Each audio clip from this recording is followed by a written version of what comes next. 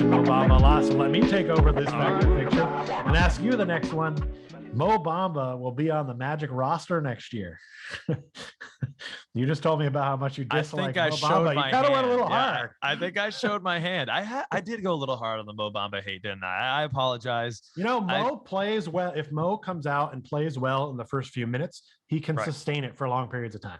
But if he comes out and has some duds, gets some fouls, or doesn't make some plays, some turnovers, misses a dunk or something like that, then it kind of hangs with him the whole game. It does. And that's the between the ears stuff that I was talking about. And that's why I'm going to say it's fiction that he's not with the squad next year. I think there is an opportunity to move him here at the trade deadline. I think that could happen.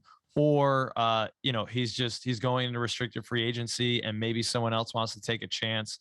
I don't think the front office is enamored with him. I know it's their pick. So front offices never like to put forward that public face where they made a mistake. They always want to re-sign their guy.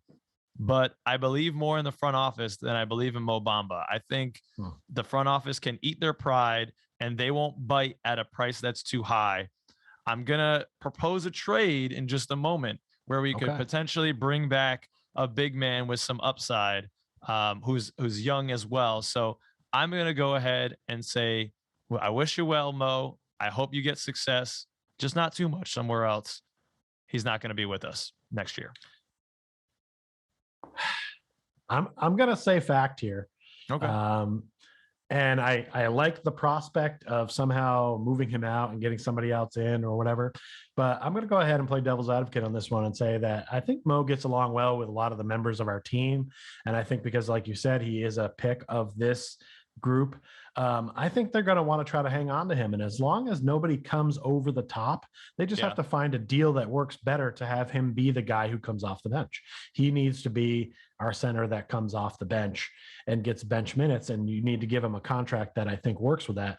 And I think I could see that happening with Mo Bamba because I don't think a ton of other teams are going to come calling with the big money, but I think Mo would even take a pay cut to stay with us because I think he's formed a camaraderie with his squad and people see it going forward and improving. And I think that will help Mo Bamba improve as well.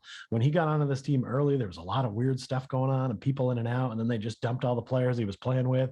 So I think, and he was injured for a while, so he didn't get that, he didn't get in the rotation. He wasn't feeling it. I'm not ready to give up on Mo quite yet. He does go into the Bambi mode from time to time, and he falls out of favor, but he can drop 28 on the Sixers and a half. So hopefully he meets us somewhere in the middle and becomes a player in the middle there. So I'm going to say that they find a way to try to keep Mo Bamba on this roster. I'm not sure how, but I think they will. I mean, I guess if he comes back for a sweetheart deal, he did drop 28 points and a half, but the guy he was guarding dropped 50 in like 3 quarters. So there's that. I just get frustrated with Mo, and I've talked about this before. His strengths or what he likes to do are diametrically opposed. He's a shot blocker and a 3-point shooter.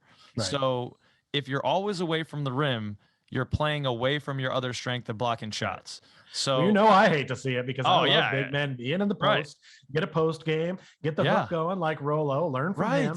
That's what I want from him. Can you imagine him with a hook? Yeah. Can you imagine who's blocking that? No one. Right.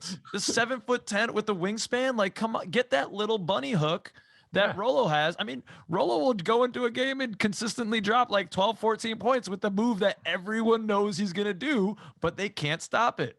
Only Taco Fall and Bobo can stop it. Yeah, there you go, man. There you go.